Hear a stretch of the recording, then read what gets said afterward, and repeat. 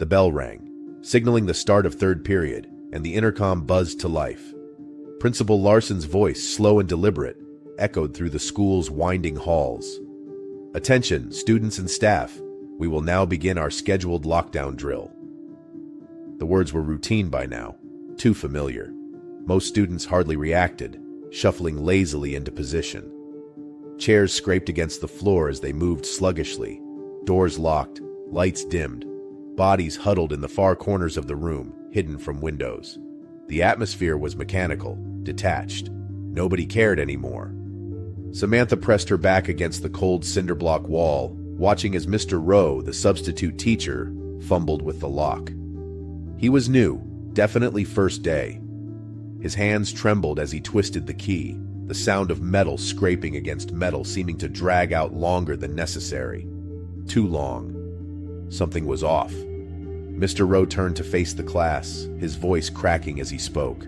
"Everyone, stay quiet. This drill is important." There was an edge to his tone, sharper than needed. His eyes darted to the door, again and again. Samantha noticed, her unease growing with every awkward movement he made.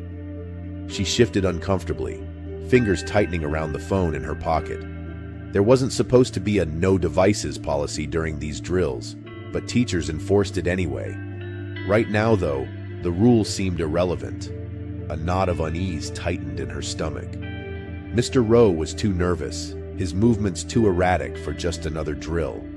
Her eyes stayed on him. Maybe it was first day nerves. Maybe.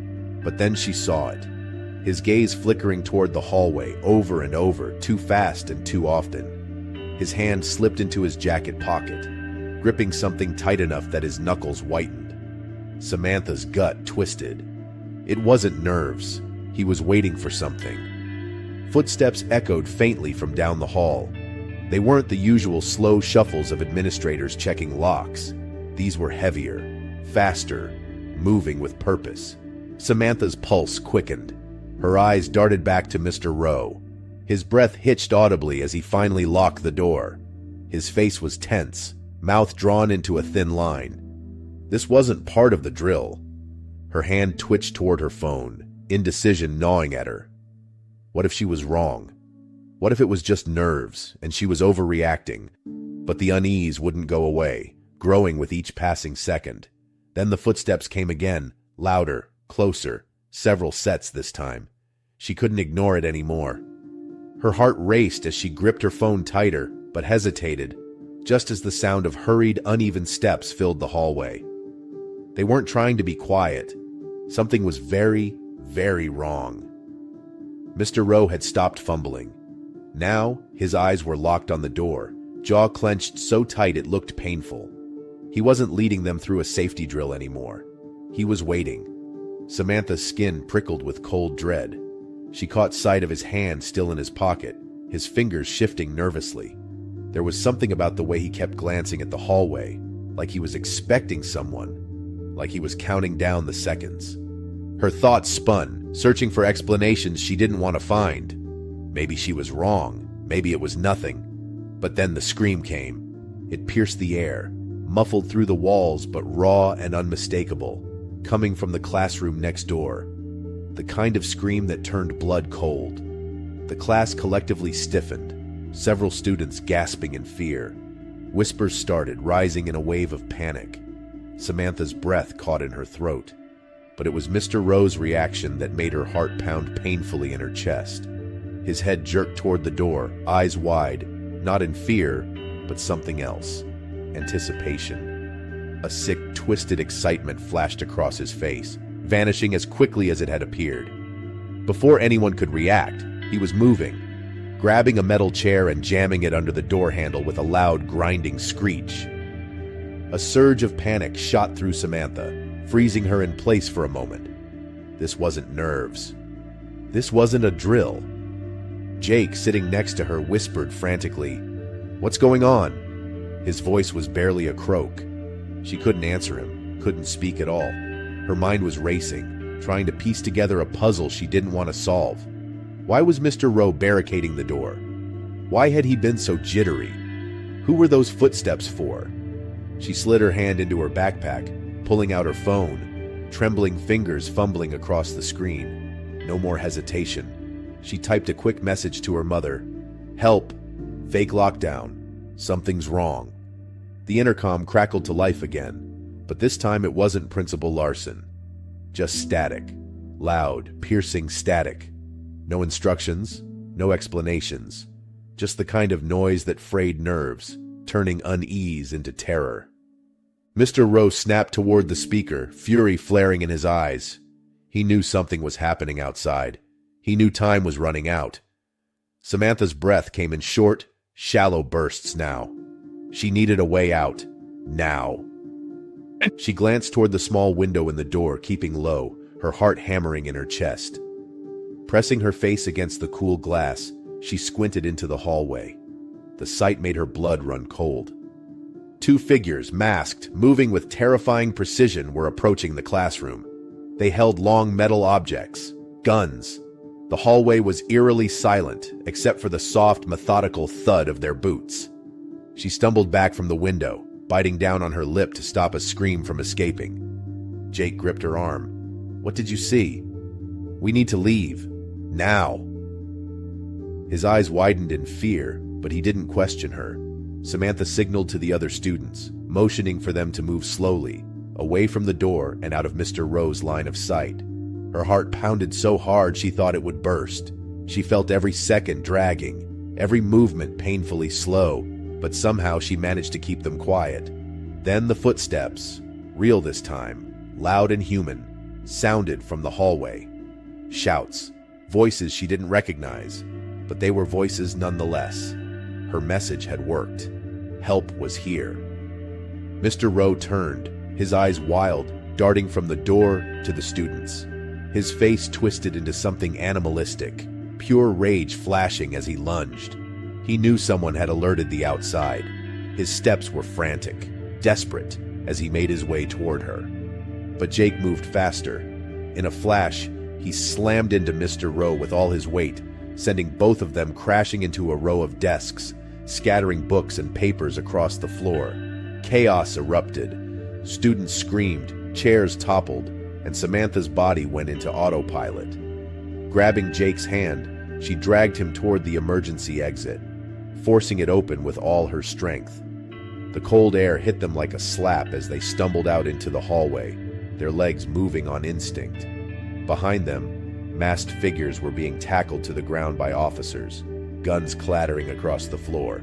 The school was a war zone of shouts, boots, and flashing lights.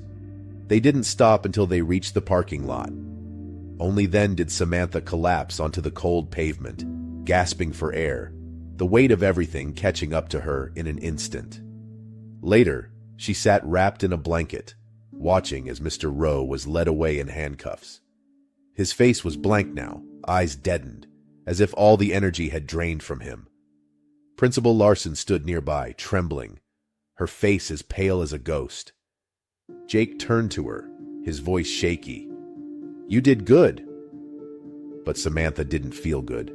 She stared at the wreckage of the day, the shattered illusion of safety. Things would never feel the same again. Story 2. The siren blared, a relentless, jarring shriek that reverberated through the narrow hallways, bouncing off the worn lockers and scuffed floors. Lily flinched at the sound, her body stiffening as the piercing noise invaded the gym. Her heart thudded in her chest, the pulse rapid, irregular. Lockdown drills were standard enough, just another disruption to the school day. But today, something was different. The air felt dense, oppressive, the kind of weight that presses against the back of your neck, forcing you to look over your shoulder. Her skin prickled. This wasn't routine. Coach Thompson stood at the gym door, his thick frame rigid as he stared through the slim, reinforced window into the hallway. Normally composed, authoritative, he was different now, tense, distracted. His fingers fumbled with the lock, a tremor in his hands that Lily had never seen before. He didn't speak at first, just glanced down the empty corridor as though waiting for something, or someone. When he turned, the hardness in his eyes faltered, and the words he barked at the students seemed more for show than anything else. "Everyone against the walls! Away from the door! Now!" Lily's stomach clenched. His voice was wrong, too sharp, too brittle. The coach she knew barked orders with authority, not panic. She didn't move immediately, watching him instead, noting how his eyes flicked back to the hallway, wide and nervous. He wasn't afraid of what was outside. The threat was closer, somewhere inside the building. Her breath came quicker now, shallow, and she forced herself to swallow the rising panic. The room, once filled with the chaotic energy of gym class, had gone unnervingly quiet. Sneakers stopped squeaking on the polished floor. The echo of playful shouts was replaced by the shuffling of feet moving toward the walls. There was no whispering, no giggling about yet another drill. The students felt it too. The fear was thick, crawling under the skin. Lily leaned back against the cold brick wall, her gaze fixed on Coach Thompson. He kept glancing at the door, eyes darting between the narrow window and the floor. His body was tight, wound up like a spring ready to snap. For the first time, she noticed how pale he'd gone, the way his breath hitched slightly with each glance down the hall. This was real. Whatever was happening, it wasn't just in her head. Then, the memory hit her like a punch to the gut. Mr. Quinn, 2 weeks ago, storming out of the principal's office, his face twisted in fury, veins pulsing in his neck as he spat out the words, "You'll regret this, every one of you." Lily had heard him, seen the anger that darkened his eyes, the way he gripped the handle of the door with too much force as he left. He hadn't just been angry, he'd been dangerous. They said he'd been escorted out of the building. That security had dealt with him, but Lily had seen the way he'd left, the quiet promise of something worse. He'd been a cop before he was a security guard, someone who knew how to hurt people, how to get what he wanted, and now that heavy, dark promise seemed to hang in the air, thickening the tension that filled the gym.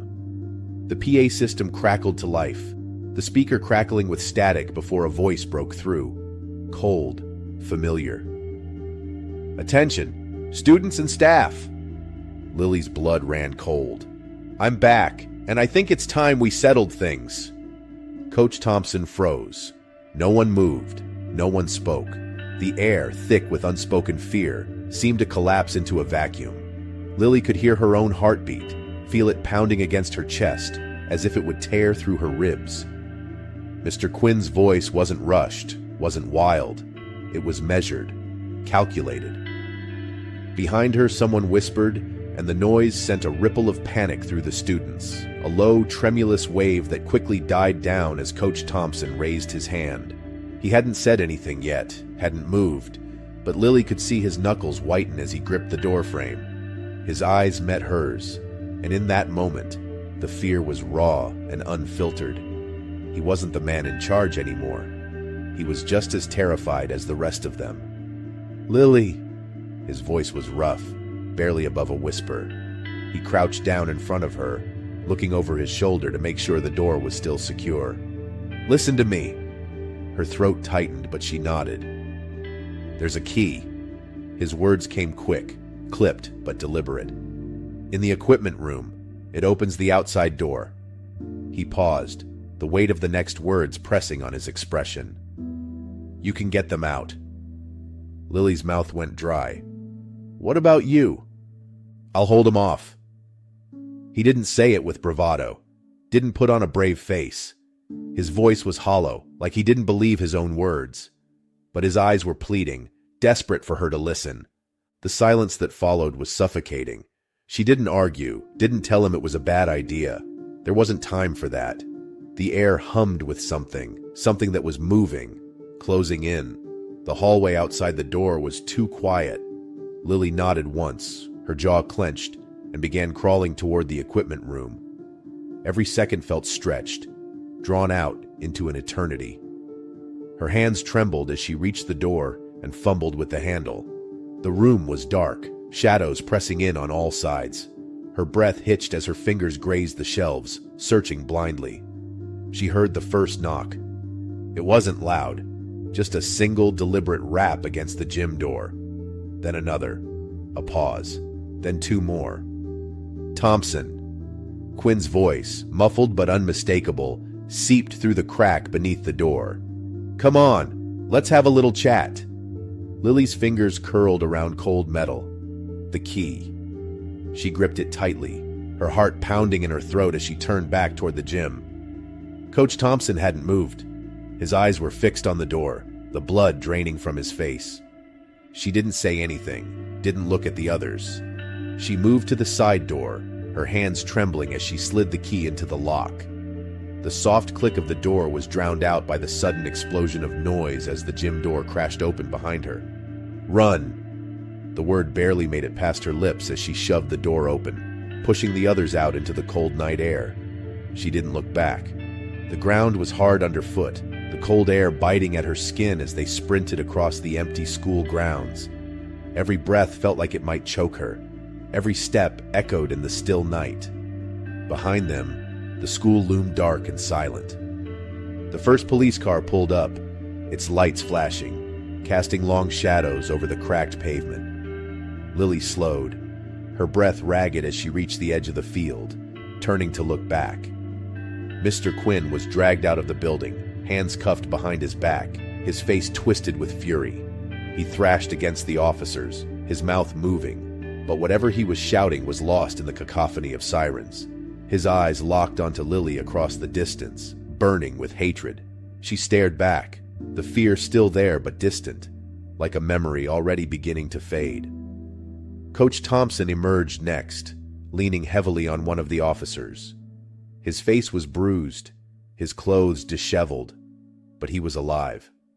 When his eyes found Lily, a flicker of relief crossed his battered face, but it was brief, quickly replaced by the weight of everything that had happened. Lily's chest heaved, her pulse deafening in her ears. It was over, but as she watched the flashing lights dance over the shadowed facade of the school, she knew that something had changed.